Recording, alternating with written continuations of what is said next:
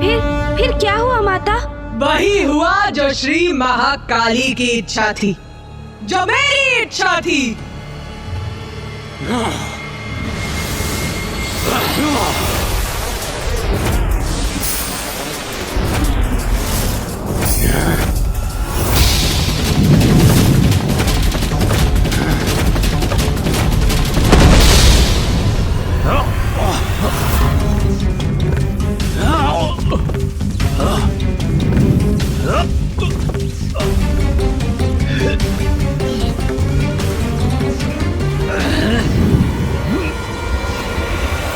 युद्ध तो और भी भयंकर होता जा रहा है और नारायण क्लांत हो रहे हैं। मुझे समझ में नहीं आ रहा है कि इन असुरों का अंत क्यों नहीं हो रहा है।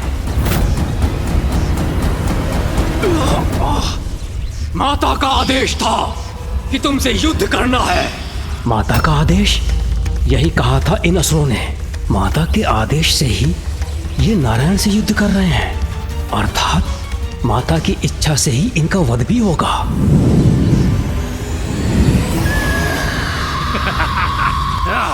उसी एक पल में अचानक से ब्रह्मदेव के ज्ञान चक्षु खुल गए और वो समझ गए कि जो भी हो रहा है मेरी ही इच्छा से हो रहा है। इस घटनाक्रम के स्रोत में मैं ही हूँ।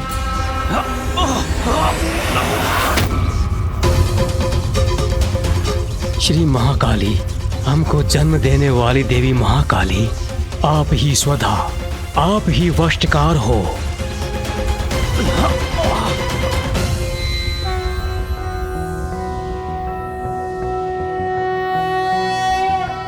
त्वं स्वाहा त्वं स्वधा त्वं हि वषट्कारः स्वरात्मिका सुधा त्वं क्षरे नित्ये त्रिधा मात्रात्मिका स्थिता अर्धमात्रा स्थिता नित्यायानुच्चार्या विशेषतः त्वमेव संध्या सावित्री त्वं देवी जननी परा त्वयैतत् धार्यते विश्वं त्वयैतत् सृज्यते जगत् त्वयैतत् पाल्यते देवी त्वमत्स्यन्ते च सर्वदा विसृष्टो सृष्टिरूपा त्वं स्थितिरूपा च पालने तथा संहतिरूपान्ते जगतोऽस्य जगन्मये महाविद्या महामाया महामेधा महास्मृतिर् महामोहा च भवति महादेवी महासुरी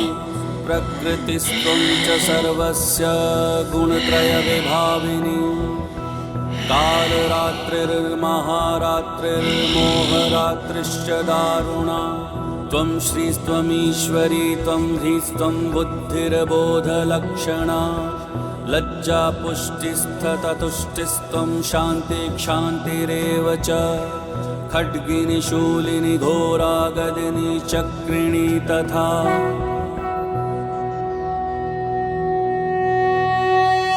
स्वर भी आपका ही स्वरूप है। आप ही जीवनदायिनी सुधा हो। नित्य अक्षर प्रणव में आकार, ऊकार और महकार और इन तीनों मात्राओं के साथ बिंदु रूप में अरेद मात्रा है, वो भी आप ही हैं। आप ही संध्या सावित्री तथा आप ही परम जननी हो। आप ही परम ब्रह्मांड को धारण करने वाली हो। और आपसे ही इस जगत की सृष्टि होती है। आपसे ही इसका पालन होता है और कल्प के अंत में आप ही सबको ग्रास बनाकर प्रलय लाती हैं। जगत की उत्पत्ति के समय आप सृष्टि रूपा हो, पालन के समय आप स्थिति रूपा हो और प्रलय के समय संहार रूपा भी आप ही हो।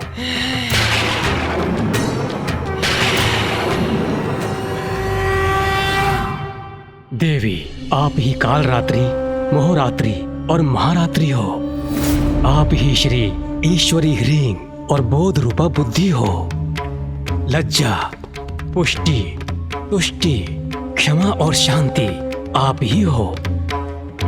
संसार में जो कुछ भी है और उनकी जो भी शक्ति है सब आप ही हो माता। मैं तुच्छ आपकी क्या स्तुति कर सकता हूँ।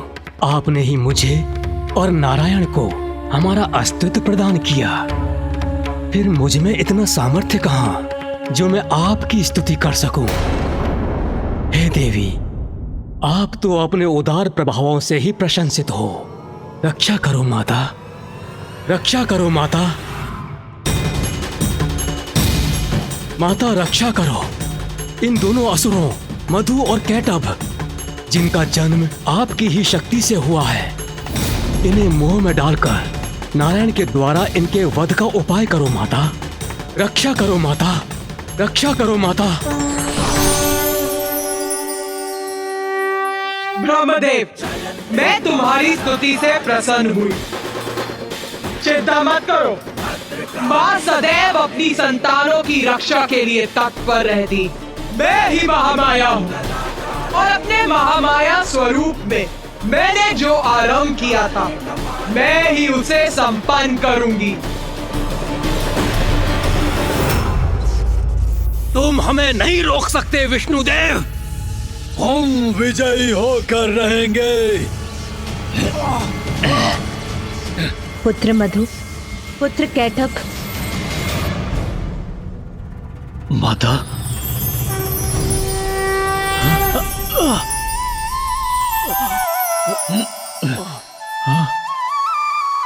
देवी महामाया।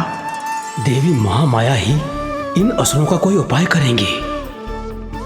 देवी महामाया क्या इन असुरों को रोक सकेंगी? देवी महामाया की माया से अवश्य भ्रमित होंगे ये दोनों।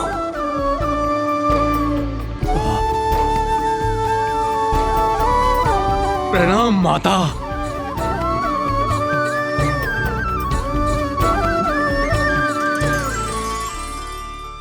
माता, आपकी आज्ञा का पालन कर रहे हैं हम।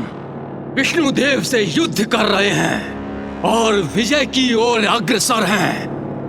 पुत्रों, इसमें कोई संदेह नहीं कि तुम दोनों बड़ी तत्परता और कुशलता से युद्ध कर रहे हो। किंतु युद्ध में विरोधी योद्धा का सम्मान भी एक योद्धा का धर्म होता है। विरोधी अर्थात अपने शत्रु का सम्मान। जो हमसे युद्ध कर रहा है हम उसका सम्मान करें, ये तो हमारी प्रवृत्ति नहीं। पुत्रों, इसमें कोई संदेह नहीं कि नारायण इतनी कुशलता से तुम्हारा सामना कर रहे हैं, इसीलिए उनके सम्मान स्वरूप और युद्ध के पूर्व उन्हें एक वरदान दो। इसी में तुम्हारी महानता है। वरदान माता? हम अपने शत्रु को वरदान दें? हाँ पुत्रों, तुम दोनों अपनी अपार शक्ति प्रमाणित कर चुके हो। नारायण ने अनेकों बार तुम्हारा वध किया, किंतु तुम पुनः जीवित हो गए।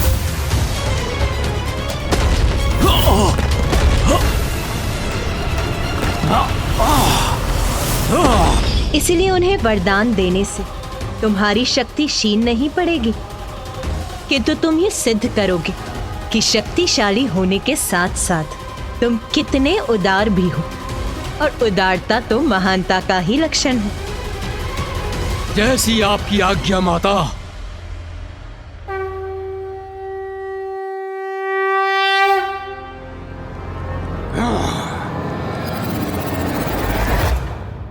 तुम्हें तो अपनी पराजय बहुत समय पूर्व स्वीकार कर लेनी चाहिए थी विष्णुदेव, किंतु तुम अपनी हट के आगे अड़े रहे, लड़ते रहे हमसे, ये जानते हुए भी कि युद्ध में तुम्हारा विजयी होना असंभव है। किंतु हम तुम्हारी दृढ़ता की सराहना करते हैं, इसलिए तुम्हें युद्ध में पराजित करने के पूर्व तुम्हें एक वरदान अवश्य देंगे। मांगो, वरदान मांगो हमसे। मैं वरदान मांगू इन दुष्ट असुरों से?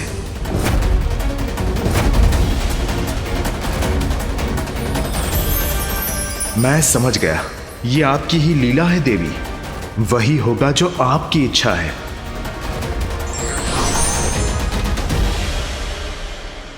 इतना क्या विचार कर रहे हो विष्णुदेव? शीघ्रता करो, वरदान मांगो हमसे। ठीक है, यदि तुम मुझे वरदान देना ही चाहते हो तो मुझे वरदान दो कि तुम दोनों का अंत मेरे ही हाथों हो।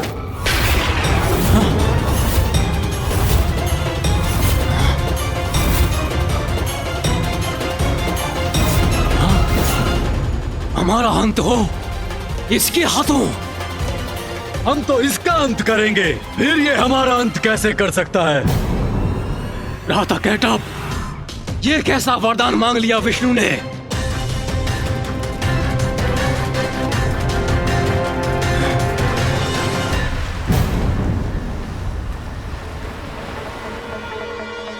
चतुर विष्णु, तुम सोच रहे होगे कि चतुराई से तुमने हमारी मृत्यु का उपाय ढूंढ लिया, किंतु ये केवल मात्र तुम्हारा एक भ्रम है।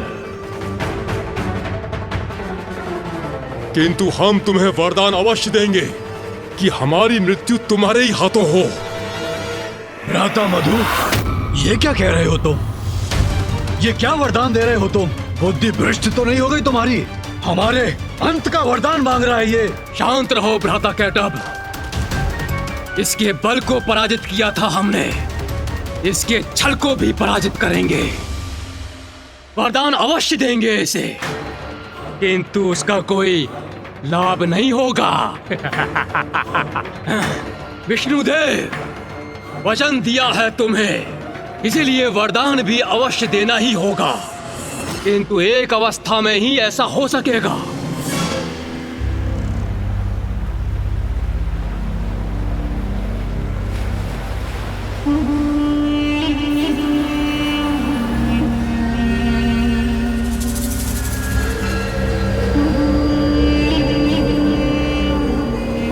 हम तुम्हें वरदान देते हैं कि हमारा वध तुम्हारे हाथों होगा, किंतु तुम जल में हमारा वध नहीं कर सकोगे। जल में हमारा वध नहीं कर सकोगे। जल में हमारा वध नहीं कर सकोगे।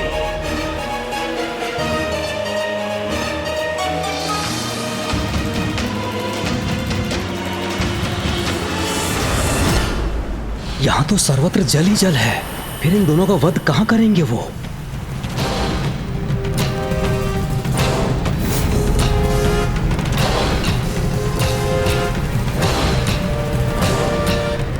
बताओ, स्वीकार है हमारी चुनौती या फिर भयभीत हो गए?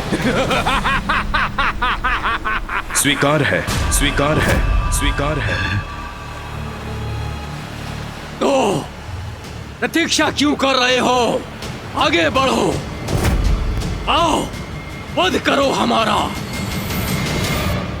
किंतु यदि मामा जी उनका जल में अंत नहीं कर सकते थे, तो फिर ये कैसे संभव था? वहाँ तो जल ही जल का विस्तार था। मैं कुछ समझा नहीं माँ।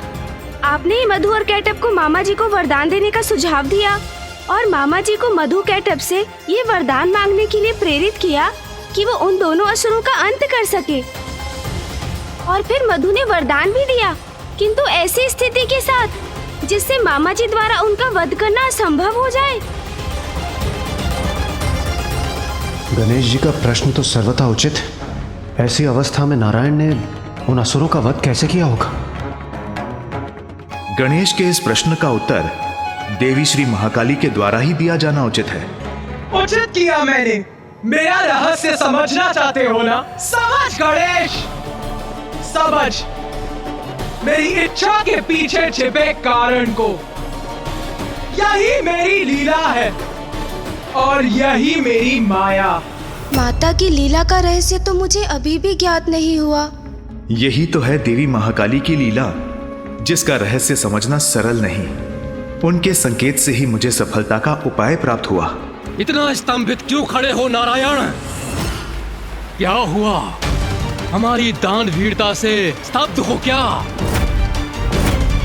अरे तुमने वरदान मांगा और हमने दे दिया, तो आओ अब युद्ध करो। करूंगा, अवश्य करूंगा युद्ध तुमसे, और वध भी करूंगा तुम्हारा। आओ वध करो हमारा, किंतु वहीं जहां थल जल में डूबा ना हो। सर्वप्रथम ढूंढो वो स्थान और तब अंत करो हमारा।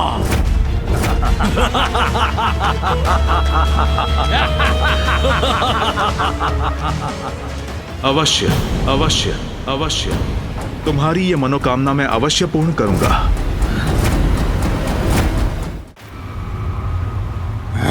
भ्राता कैटअप, इसके छल का तो उचित उत्तर दिया मैंने।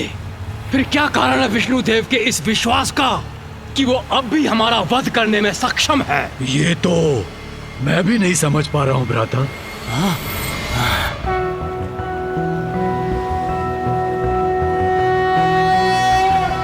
शांताकारं भुजगशयनं पद्मनाभं सुरेशं विश्वाकारं गगनसदृशं मेघवर्णं शुभांगं लक्ष्मीकान्तं कमलनयनं योगिरध्यानगम्यं वन्दे विष्णुं भवभयहरं सर्वलोकैकनाथम्।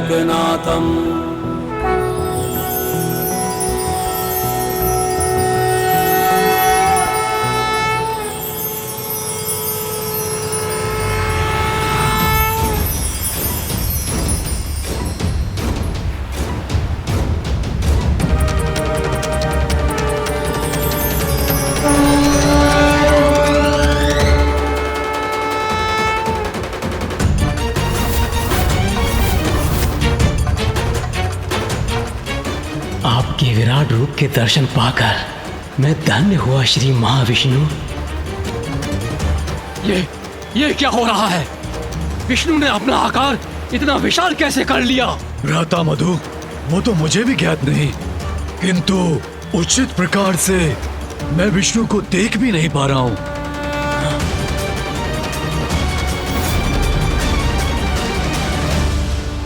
हमारा वध असंभव है, किंतु फिर भी मुझे भय का आभास क्यों हो रहा है? भ्राता मधु, भयभीत तो मैं भी हो रहा हूँ। कदाचित इसका कारण विष्णु का ये विकराल रूप है। अपने भय को मिटाना होगा हमें, तभी विजयी हो सकेंगे हम।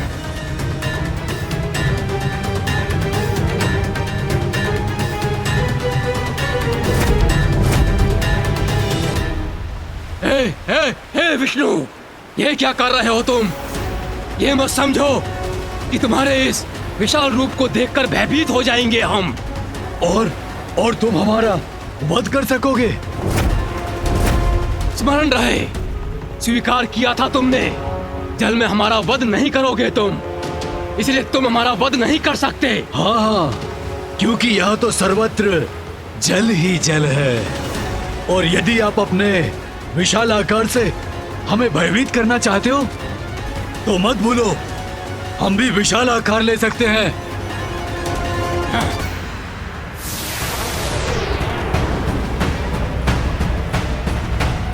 ये देखो।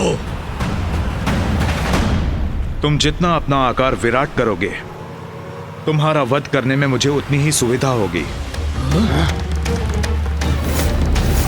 किंतु हाँ, अपना दिया हुआ वचन भंग नहीं करूंगा। तुम्हारा वध करूंगा, किंतु जल में नहीं।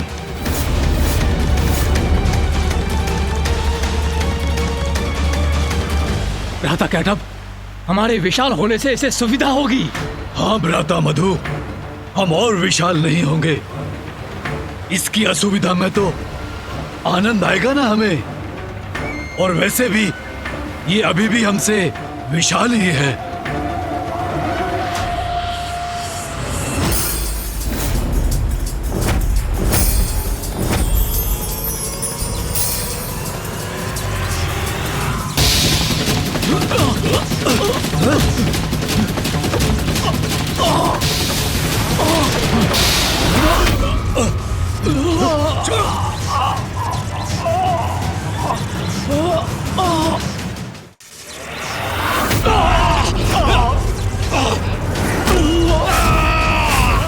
तुमने अपनी ओर क्यों खींच लिया हमें? दूर से युद्ध करो हमसे।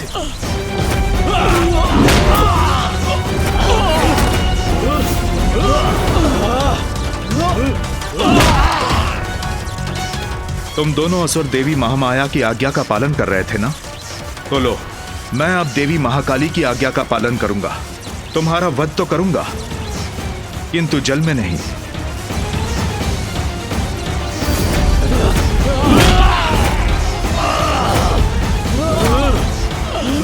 अरे ये क्या कर रहे हो? मुक्त करो मुझे। अब तुम दोनों का अंत होगा।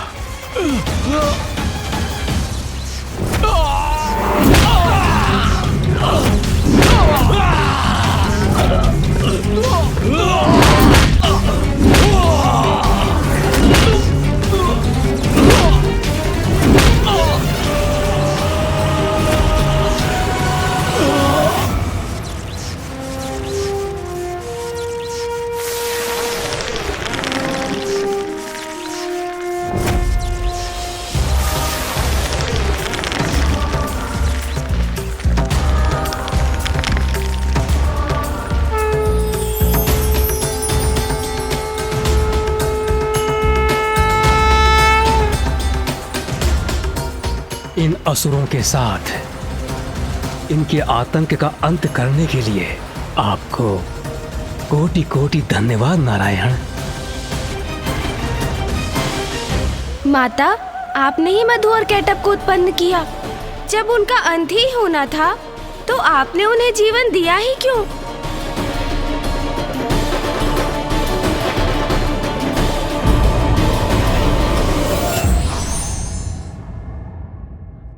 ईश्वर के प्रत्येक कार्य के पीछे जगत कल्याण का महान उद्देश्य निहित होता है।